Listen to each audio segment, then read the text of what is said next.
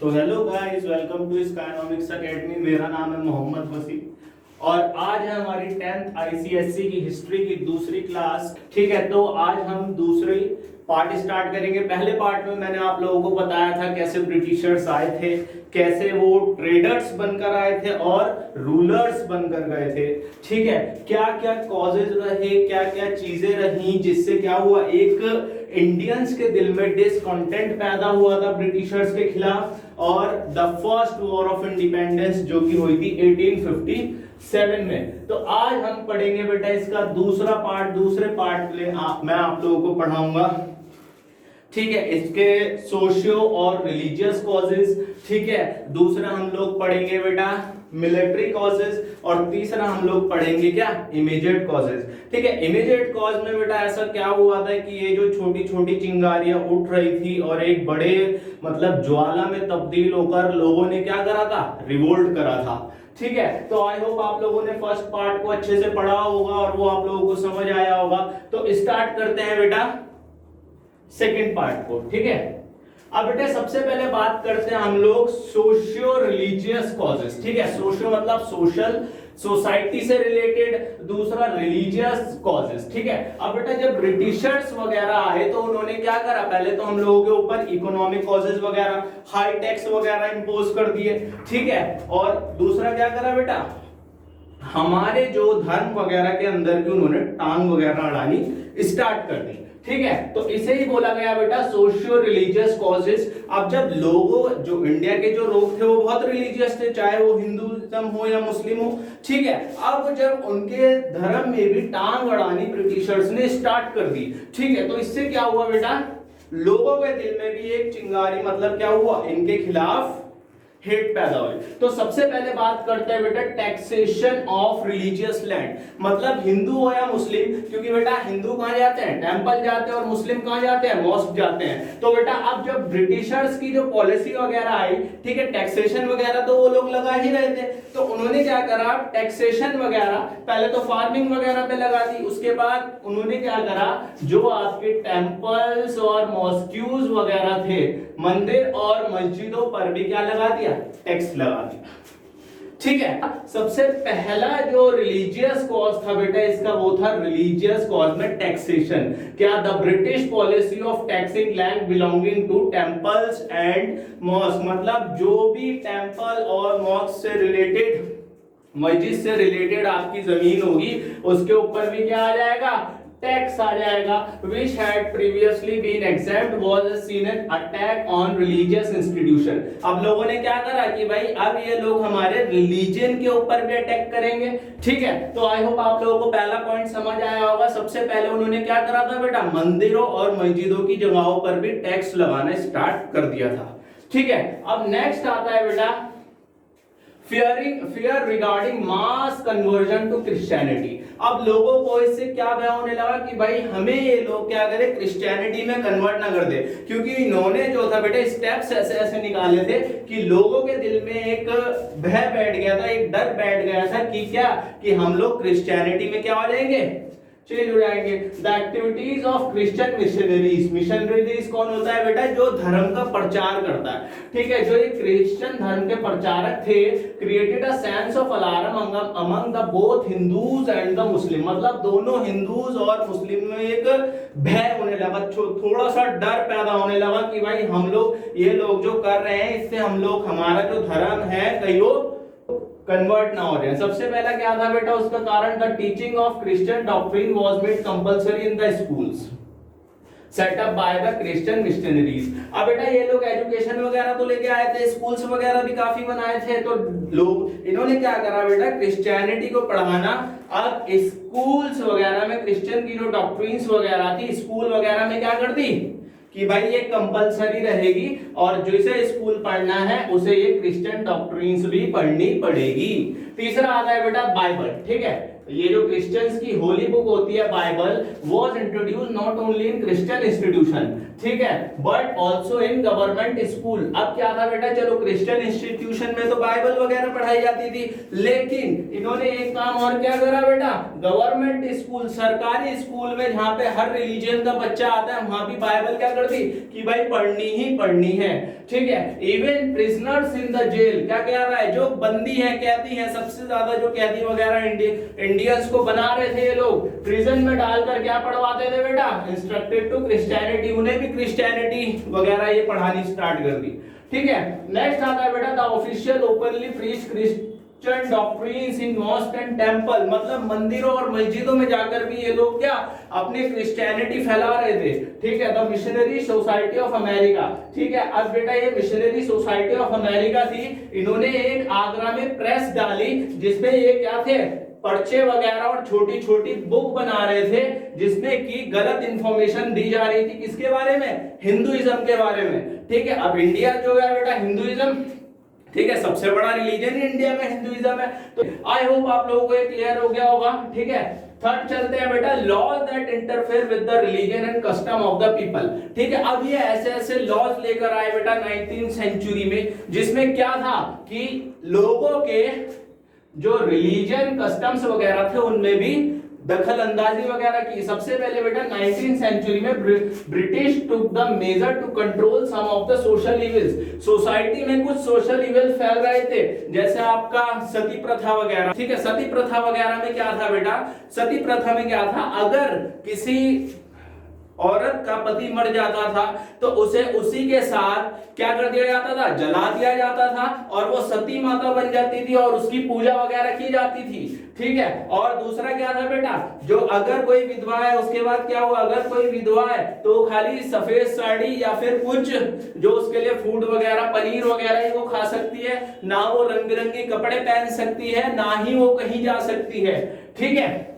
और सबसे ज्यादा जो चलता था बेटा सोशल इविल में फीमेल इन्फेंटिसाइड। फीमेल इन्फेंटिसाइड का मतलब क्या होता है बेटा, बच्चे को गर्भ में ही मार देना, और ये किसके लिए होता था, फीमेल के लिए, मतलब लड़की, अगर ये पता चल जाए कि गर्भ के अंदर अगर लड़की है तो उसे वहीं पर ही खत्म कर दिया जाता था। तो बेटा 19th सेंचुरी में ब्रिटिशर्स ने ये सोशल इविल्स के लिए क्या करा, एक तो सबसे पहले ये लोग लेकर आए विडो रिमैरिज एक्ट, जो कि 1856 में आया था, मतलब अगर कोई विधवा है तो वो दोबारा शादी कर सकती है, ठीक है। वो वाज अ प्रोग्रेसिव मेजर, लेकिन ये प्रोग्रेसिव मेजर्स भी था इंडियंस के लिए, ठीक है। उसके बाद बेटा sati and female infanticide had been prohibited, क्या कह रहा है, सती प्रथा और फीमेल इन्फेंटिसाइड जो था वो क्या कर दिया, प्रोहिबिट कर दिया, ठीक है। इनफैक्ट रिफॉर्मर्स, लेकिन कुछ रिफॉर्मर्स इंडिया के भी थे जिन्होंने इस चीज में उनका साथ दिया था, क्योंकि ये क्या थी बेटा, एक सोशल इविल थी, ठीक है, जो कि बहुत तेजी से मतलब इंडियंस में फैली हुई थी, ठीक है। इनफैक्ट रिफॉर्मर्स लाइक कौन कौन से रिफॉर्मर्स थे, Raja Ram Mohan Roy, Keshav Chandra Sen themselves attack the sati and female infanticide, ठीक है। लेकिन क्या हुआ बेटा, जो ज्यादा ही धर्म वाले लोग थे उनके लिए ये एक मतलब कि यार ये तो अब हमारे धर्म में घुसकर, ठीक है, क्या कर रहे हैं, हमारे धर्म के खिलाफ जा रहे हैं, ठीक है। तो समझ आया बेटा इतना। नेक्स्ट आता है बेटा introduction of the railways and telegraph. अब बेटा क्या था कि पहले के टाइम पे इंडिया में कास्ट सिस्टम बहुत, ठीक है, कास्ट सिस्टम तो स्टार्टिंग से ही चलता आ रहा था बेटा आपका, ठीक है। कास्ट सिस्टम में ब्राह्मण, क्षत्रियास, शूद्रास, ठीक है, ये सब थे, लेकिन ये थोड़ा कम हुआ था, लेकिन इस दौर में भी कास्ट सिस्टम था। अब जो हायर लेवल के हाई कास्ट के लोग थे वो लो कास्ट वालों के साथ बिल्कुल नहीं बातचीत, ना ही उनके घर का खाना खाते थे, और इवन वो उन्हें क्या कर दिया था, मार्जिनलाइज्ड कर दिया था पूरी सोसाइटी से कि तुम इंसान ही नहीं हो, ठीक है। अब बेटे क्या हुआ, जब ब्रिटिशर्स ने रेलवेज और टेलीग्राफ वगैरह, ठीक है, रेलवेज वगैरह का इंट्रोडक्शन हुआ, ठीक है, telegraph were look down upon as means to break social order and caste rule. लोगों ने क्या सोचा, अब बेटा एक रेल का सपोज एक रेल का डिब्बा है, ठीक है, रेल का जब डिब्बा है तो उसमें क्या है बेटा, सारे लोग एक साथ बैठते हैं, वहां तो कोई हाई कास्ट का नहीं है, कोई लोअर कास्ट का नहीं है, तो इससे क्या हुआ बेटा, जो हायर कास्ट के लोग थे उनके दिल में एक डिसकंटेंट पैदा हुआ ब्रिटिशर्स के खिलाफ कि भाई ये तो हमें इनके साथ बिठा रहे हैं, ये तो अलग क्या कर रहे हैं ये, तो ये एक तो सोशल ऑर्डर और कास्ट रूल के खिलाफ है। अब ये बड़े लोगों ने क्या बोला बेटा कि ये तो कास्ट रूल के खिलाफ है हमारे, ठीक है। अब it was progressive change but the mass of people regarded as interference with the caste rule, कि ये ब्रिटिशर्स क्या कर रहे हैं हमारे कास्ट के साथ भी इंटरफेयर कर रहे हैं, ठीक है। अब क्या हुआ बेटा, अब कुछ रियूमर तो ऐसे ही फैलाए गए कि जो ये जो टेलीग्राफ के खंभे हैं इसलिए लगाए गए हैं कि भाई अगर कोई ब्रिटिश ईस्ट इंडिया कंपनी की बात नहीं मानेगा तो क्या कर देंगे, उसे लटका देंगे टेलीग्राफ से, ठीक है, टेलीग्राफ के खंभे पे। तो आई होप आप लोगों को ये क्लियर हुआ होगा, ठीक है। नेक्स्ट हम चलते हैं बेटा मिलिट्री कॉजेस पे, ठीक है। अब हमारे कौन कौन से कॉजेज हो गए, पॉलिटिकल कॉजेज हो गए, ठीक है। आज हमने पढ़ा सोशल रिलीजियस कॉजेज हो गए और कौन कौन से इकोनॉमिक कॉजेज हो गए। अब हम पढ़ते हैं बेटा मिलिट्री कॉजेज के बारे में। किसके बारे में, मिलिट्री कॉजेज। बेटे कुछ रीजंस ऐसे भी रहे जिसमें क्या हुआ, सिपाहियों में गुस्सा पैदा हुआ, और सिपाहियों में जब गुस्सा पैदा हुआ तो इसी से मिलिट्री कॉजेज से ही एक आया था इमीडिएट कॉज, जो कि हम इसी वीडियो में पढ़ेंगे, ठीक है। एक आया हमारा क्या बेटा, इमीडिएट कॉज आया था, ठीक है। इसी टॉपिक में हम वो पढ़ेंगे, आज ये सारे कॉजेज हम लोग निपटा देंगे। तो मिलिट्री कॉजेज में क्या था बेटा, सबसे पहले पुअर प्रोस्पेक्ट ऑफ प्रमोशन, मतलब अगर कोई इंडियन सोल्जर कितनी भी मेहनत कर ले, कुछ भी कर ले, तो उसे क्या था बेटा, लास्ट रैंक जो जाती थी रिसालदार, जिसे हम क्या बोलते हैं सूबेदार, तक ही रहता था, ठीक है। अगर कोई कितने, और अगर ब्रिटिशर उसके अगेंस्ट सामने अगर ब्रिटिशर इतनी मेहनत कर रहा है तो उसे हाई पोजीशन पे पहुंचा दिया था। लेकिन अगर कोई इंडियन जो है बेटा मेहनत करके कुछ मतलब कितनी भी मेहनत कर ले, उसे सूबेदार का सूबेदार ही रखेंगे। All the high rank in the army were reserved for the Britishers only, ठीक है, कि भाई जितनी भी हाई पोस्ट है वो सब किसके लिए है, ब्रिटिशर्स के लिए है। The native sepoy could not rise above the rank of risaldar और subedar even though their performance as a soldier was excellent, चाहे वो कितना भी एक्सीलेंट हो, कितना भी कुछ कर ले ब्रिटिशर्स के लिए, वो उसे आगे नहीं बढ़ाएंगे। नेक्स्ट आता है बेटा लो सैलरी, ठीक है। अब क्या था बेटा, एक इंडियन सोल्जर है,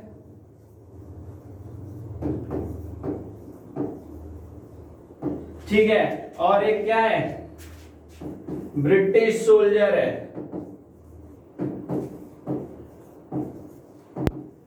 ठीक है। एक इंडियन सोल्जर है और एक ब्रिटिश सोल्जर है, ठीक है। वो क्या कह रहा है, भाई इसको तो हर साल प्रमोशन मिल रहा है, सैलरी बढ़ती जा रही है। अब ये बेचारा अगर 2000 रुपए या 1000 रुपए इसकी सैलरी है तो ये उसी के ऊपर पड़ा है, ठीक है। The maximum pay that the subedar of the infantry could expect was less than the minimum pay of a raw English recruit, मतलब इंग्लिश वाले के लिए ज्यादा हाई सैलरीज थी और जो एक सूबेदार, क्योंकि सूबेदार से ऊपर तो ये लोग पहुंचाते ही नहीं थे, तो सूबेदार की सैलरी भी इस इंग्लिश रिक्रूट से बहुत कम होती थी। The sepoy were required to serve in areas far from their home, और इवन उन्हें क्या करते थे, घर से दूर भी भेज देते थे ड्यूटी के लिए, लेकिन उन्हें कोई पैसा वगैरह उस चीज का एक्स्ट्रा नहीं दिया करते थे, ठीक है। This naturally affected their moral, भाई जाहिर सी बात है अगर काम करेगा तो उसका उसे फल भी मिलना चाहिए, लेकिन ब्रिटिशर्स क्या बोलते थे, ठीक है बेटा काम करो, फल कुछ नहीं है यहाँ पे। नेक्स्ट आता है बेटा restriction on dress and customs. अब वो क्या बोलते थे बेटा इंडियंस को कि भाई रहना होगा तुम्हें, ठीक है, भले से तुम एक सोल्जर हो लेकिन तुम्हें रहना होगा, जो हम तुम्हें ड्रेस देंगे, जो हम तुम्हारे लिए चूज करेंगे। इंडियन सोल्जर वर प्रोहिबिटेड वेयरिंग कास्ट, जो मतलब भाई जाहिर सी बात है हर किसी के इंडियन कल्चर की अलग अलग ड्रेसेस होती है, अलग अलग पहचान होती है, लेकिन इंडियंस वो ब्रिटिशर्स ने क्या बोला, वेयरिंग कास्ट प्रोहिबिट कर दिया, मतलब बिल्कुल नहीं पहनोगे। कास्ट और सेक्टरियल मार्क्स, बियर्ड, टर्बन मतलब पगड़ी वगैरह, दाढ़ी वगैरह, मूंछ वगैरह नहीं रखनी, कुछ नहीं रखना, खाली क्लीन शेव चाहिए। विच अब ये क्या था बेटा, लोगों के लिए इंपॉर्टेंट सिंबल हुआ करते थे पहले के टाइम पे, भाई जाहिर सी बात है एक, ठीक है, पंजाबीज के लिए एक टर्बन क्या अहमियत रखती है, बहुत ज्यादा, तो उन सब चीजों के लिए लोग क्या करते थे, मना करते थे, ठीक है। आई होप आप लोगों को मिलिट्री कॉजेस क्लियर हो गए होंगे। अब बात करते हैं हम लोग इमीडिएट कॉजेस की, ठीक है। ये लास्ट कॉज है आपका, जिसने वो छोटी छोटी चिंगारी एक बड़ी आग में बदल दी थी, ठीक है। अब बात करते हैं हम लोग इमीडिएट कॉजेस की, ठीक है। ये लास्ट कॉज है आपका, जिसने वो छोटी छोटी चिंगारी एक बड़ी आग में बदल दी थी, ठीक है। The immediate cause of the War of Independence was the introduction of Enfield rifle. ठीक है, अब बेटे क्या था कि इमीडिएट कॉज लोग अब ठीक है झेल रहे थे भाई, इकोनॉमिक कॉज भी झेल ली उन्होंने, मिलिट्री कॉज भी वो झेल ही रहे थे, ठीक है, और आपका रिलीजियस कॉज भी ठीक है यार चलो फॉलो कर लेते हैं, ठीक है। अब एक चीज ये लोग ऐसी ले आए जो इन्होंने गलती कर दी, वो चीज थी बेटा आपकी एनफील्ड राइफल। क्या थी? Enfield rifle. पहले के टाइम पे बेटा इनकी चलती थी ब्राउन बेस गन, ठीक है, कौन सी चलती थी? ब्राउन बेस गन, ठीक है। अब ब्राउन बेस गन जो थी बेटा आपकी, उसके अंदर क्या था, देखो बेटा मेरी ड्राइंग इतनी अच्छी नहीं है तो प्लीज थोड़ा देख लेना, ये क्या बना रहा हूं, ठीक है, थोड़ा समझना। सपोज बेटा ये आपकी बच्चों वाली लग रही है, तो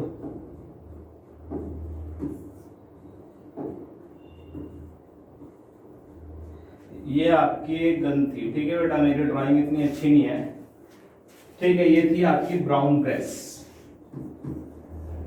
ब्राउन बेस।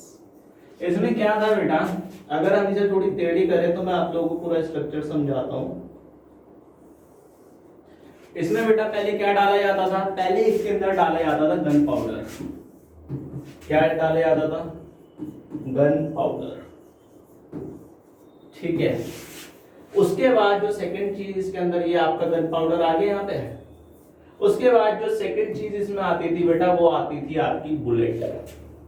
बुलेट मतलब गोली, हाँ कोई, यहाँ पे वो लोग क्या डालते थे, जो इनकी बुलेट वगैरह होती थी, ठीक है। और फिर क्या आते थे, एक लंबी स्टिक आती थी और स्टिक से लोग इसे अंदर करते थे तब ये फायर करते थे, ठीक है। ब्राउन बेस समझ आ गई, तो ये थी आपकी ब्राउन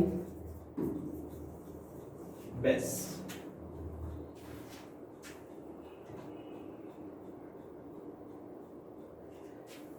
ठीक है बेटा, ब्राउन बेस गन समझ आ गई। क्या था बेटा इसमें, पहले इसके अंदर ये लोग गन पाउडर डालेंगे, उसके बाद क्या डालेंगे, बुलेट डालेंगे, और उसके बाद एक लंबी सीख से ये लोग क्या करेंगे, उसे अंदर करेंगे, ठीक है, और बाद में उसे फायर करेंगे। देन उसके बाद आई बेटा आपकी एनफील्ड राइफल। एनफील्ड राइफल, अब बेटा ये जो थी ये टाइम कंज्यूमिंग थी भाई, पहले क्या करे, इतने में पहले ये गन पाउडर डालेगा, उसके बाद ये बुलेट डालेगा, इतने में तो सामने वाला रख देगा इसके, ठीक है। तो इससे चेंज करा बेटा एनफील्ड राइफल।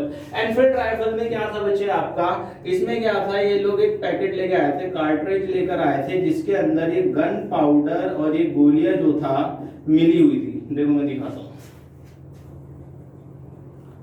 ठीक है, ये देखो, ये जो कार्ट्रिज थी बेटा, इसके अंदर क्या था, ये गन पाउडर और ये गोलियां मिली हुई थी। इसमें बस क्या करना था, खोलना था, डालना था और फायर करना था। लेकिन इन्होंने गलती क्या कर दी बेटा, ये जो इसका साइड का जो ये पाउच है, जो कार्ट्रिज है, ये बना हुआ था आपका काउ और पिग के फैट से, ठीक है।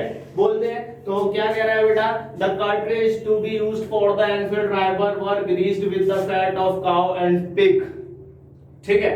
The cow as we know is sacred for the Hindus। अब बेटा जाहिर सी बात है, जो काउ है एक हिंदूज के लिए सैक्रेड एनिमल है, और जो मुस्लिम्स के लिए जो ये पिग है बेटा, ये अनक्लीन, मतलब मुस्लिम्स में पिग अच्छा नहीं माना जाता है, ठीक है। ये जो इंफॉर्मेशन थी ग्रीस कार्ट्रिज की, ये कैसी, ये एक आग की तरह, जैसे एक जंगल में आग लगती है उसी तरह ये जो थी फैली। और क्या था, the whole Bengal army was seized with panic. इससे क्या हुआ बेटा, इमीडिएट कॉज ने जैसे ही चिंगारी दी वैसे ही एकदम आग भड़क उठी, और आग भड़कने के बाद बेटा मंगल पांडे जो आपने पहले भी नाम सुना होगा, ये एक सिपाही थे, इन्होंने क्या कर दिया था, रिवोल्ट की स्टार्टिंग कर दी थी। और रिवोल्ट की स्टार्टिंग में इन्होंने क्या करा, सबसे पहले जब इन्हें चलाने के लिए दी गई तो इन्होंने वो मना करी और अपने जो हायर पोस्ट के सिपाही थे उन्हें मार दिया। तो वो पढ़ेंगे हम नेक्स्ट टॉपिक में, कैसे मंगल पांडे ने रिवोल्ट स्टार्ट करा और ये रिवोल्ट जो था आपका फैलता गया। आई होप आप लोगों को ये चीजें क्लियर हुई होंगी। आज हमने पढ़ा बेटा सोशल और रिलीजियस कॉजेस, दूसरा हमने पढ़ा मिलिट्री कॉजेस, और तीसरा हमने पढ़ा बेटा ये इमीडिएट कॉसेस कैसे, छोटी छोटी चिंगारियां आपकी बन जाती है बड़ी आग, ठीक है। और अब कैसे ये जो रिवोल्ट है ये कैसे स्प्रेड होगा, ठीक है। और इसका जो लास्ट पार्ट है, थर्ड पार्ट, वो मैं आप लोगों के साथ शेयर करूंगा, ठीक है। आई होप आप लोगों को समझ आया होगा, ठीक है। कमेंट में लिखकर जरूर बताइएगा आपको वीडियो कैसी लगी। तब तक के लिए बेटा थैंक यू और जय हिंद।